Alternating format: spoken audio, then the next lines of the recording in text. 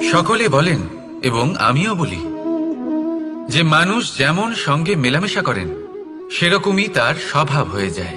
এ হলো সত্য, কিন্তু এটা হলো অর্ধ সত্য। হ্যাঁ, বৃষ্টির ফোঁটা যখন সাপের মুখে যায় তখন তা বিষে পরিণত হয়, তাই যখন ঝিনুকের মধ্যে যায় তখন তা মুক্তোতে পরিণত হয়।